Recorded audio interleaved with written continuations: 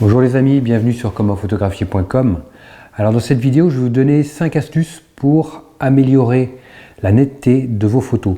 Parce que j'ai encore eu, par exemple, j'ai eu la question de David qui me parlait de ses difficultés. Il n'arrive pas à avoir des photos avec un bon piqué, une bonne définition. Il m'avait envoyé une photo d'exemple.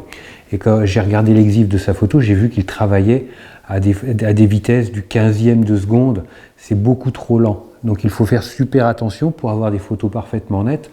Il faut faire super attention à la vitesse, par exemple à la vitesse qu'on va utiliser. Donc essayez systématiquement d'utiliser la vitesse la plus rapide possible, je dis bien possible, en fonction des conditions que l'on a, parce qu'une vitesse rapide, qui dit vitesse rapide, dit une vitesse qui va figer notre sujet. Et plus notre sujet sera figé, et plus il sera net. Après, il est vrai que la contrepartie, c'est que si on a de mauvaises conditions de lumière, eh bien, on va être obligé d'augmenter la sensibilité ISO. Et la sensibilité ISO également va réduire la sensation de netteté de l'image. Mais il vaut mieux avoir une sensibilité ISO élevée et un sujet parfaitement net qu'une sensibilité ISO trop basse et un sujet flou de bouger. Donc il faut vraiment bien comprendre ça et faire la part des choses. Une autre chose, si on veut avoir des photos parfaitement nettes, c'est comment on tient l'objectif. Systématiquement, faites bien attention quand vous faites votre prise de vue et que vous n'avez pas de trépied, que vous manquez de lumière, que vous allez avoir une vitesse relativement lente. Évitez de tenir l'appareil photo à bout de bras pour regarder l'écran. Utilisez le viseur. Alors, ce qui veut dire que vous allez mettre vos coudes de chaque côté de votre corps. Comme ça, votre appareil photo va être posé sur vos mains. Ce n'est pas vos bras qui vont tenir l'appareil photo. C'est que l'appareil photo va être posé sur vos mains. Et c'est vos mains qui vont faire un peu comme le trépied. Et l'avantage d'avoir les coudes le long du corps, c'est que les coudes reposent sur notre tronc. Donc comme ça, on est entièrement stabilisé. Parce que là, vous voyez, l'appareil photo, il ne bouge strictement plus. Donc là, je vais pouvoir faire des vitesses du 15e de seconde, des vitesses relativement lentes, en ayant un maximum de chance pour avoir des photos nettes. Là, c'est pareil, n'hésitez pas à multiplier les images, à faire 3-4 photos pour assurer, parce qu'on ne sait jamais, on peut avoir un soubresaut, ou utiliser le mode rafale. Faites plusieurs séries de photos, mais mettez-vous les coudes le long du corps, comme ça vous allez avoir, vous voyez, vous avez vraiment une position pour être le plus stable possible. Ensuite, une chose qui peut vous aider, en plus d'avoir les coudes le long du corps, c'est de vous aider avec des éléments naturels autour de vous, vous adosser à un mur, vous adosser à un arbre, ou même vous asseoir si c'est possible, pour avoir toujours un maximum de stabilité. Donc n'hésitez pas à profiter de votre environnement pour augmenter vos chances d'avoir des photos nettes. N'hésitez pas, je dirais, quand c'est possible, quand c'est pour moi c'est l'idéal, c'est d'utiliser un trépied.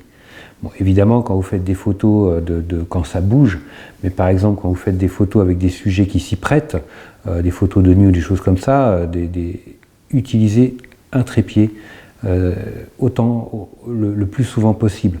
Comme ça, vous n'aurez pas de problématique de bouger due au photographe.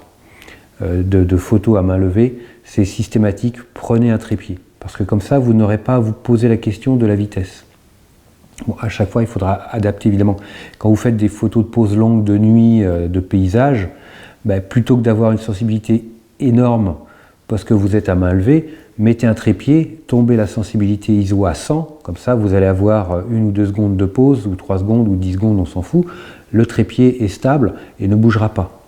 Donc systématiquement, dès que c'est possible, prenez un trépied, comme ça vous aurez systématiquement une excellente qualité au niveau de la netteté de vos images. Une chose, quand on est à main levée et qu'on veut augmenter nos chances d'éviter le flou de bouger, c'est par exemple quand on a un zoom, si vous êtes à 200 mm, ça sera plus compliqué de vous stabiliser que si vous êtes à 100 mm. Donc parfois on peut dézoomer un petit peu parce que vous voyez que la stabilité est meilleure au niveau de l'appareil, au niveau de la visée, dans ce qu'on voit. L'image bouge beaucoup moins dès qu'on élargit le champ. Plus on va refermer le champ, plus on va aller voir loin, plus on va utiliser un téléobjectif. Regardez dans du 400 mm, dans du 200 mm, dans du 400 mm. Enlevez la stabilisation pour voir, même avec la stabilisation. Ça bouge beaucoup. Par contre, vous regardez dans un grand angle, ça bouge très peu, quasiment pas. On n'a pas cette sensation de tremblement. Donc, pensez à ça. Vous pouvez dézoomer un petit peu et vous allez réduire les tremblements, enfin l'impact des mouvements du photographe au niveau de l'image. Donc vous pouvez dézoomer, c'est pareil, vous allez élargir votre champ en fonction de ce que vous voulez faire, je dirais dans les limites du raisonnable, parce que si vous faites une photo au 200 mm, c'est pas assez idiot d'aller, n'allez pas vous mettre en 24 mm pour éviter les flous de bouger, non.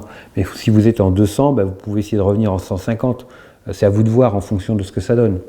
Donc testez vraiment si ça vaut le coup, si c'est pas trop dommageable pour votre photo, parce que vous allez, en dézoomant, vous allez reculer votre sujet. Votre sujet il va se réduire dans votre image. Donc il faut voir si c'est valable ou pas pour vous. Donc à chaque fois il faut tester.